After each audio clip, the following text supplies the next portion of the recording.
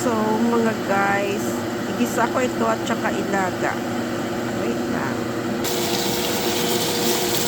So, ilagay ko na yung paminta at saka asin. Igisa natin ito at saka soy sauce at saka oyster sauce.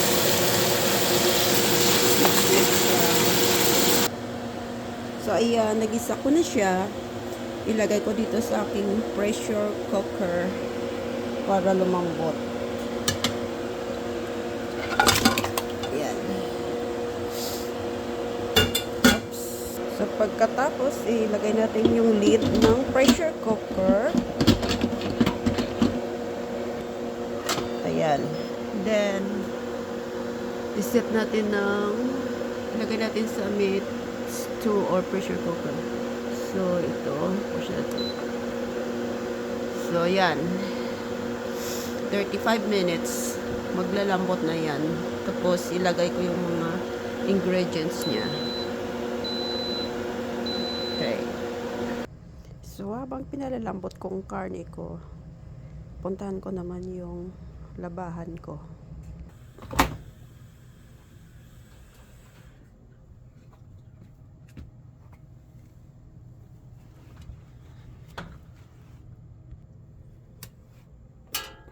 Try natin. Mga uniform.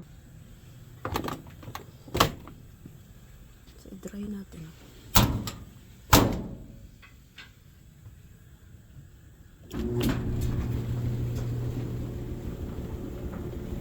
So, ayan guys. Tapos ng labada ko. Na-fold ko na rin. Mga uniform ko. Dalhin ko na sa taas.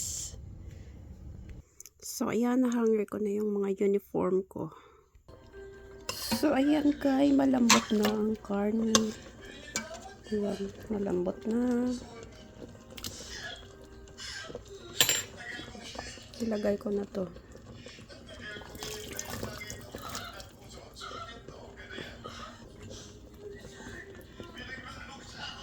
So, ayan mga guys. Naluto na. Ang sarap. Ayan. So, tara, let's eat. Okay. Thank you for watching.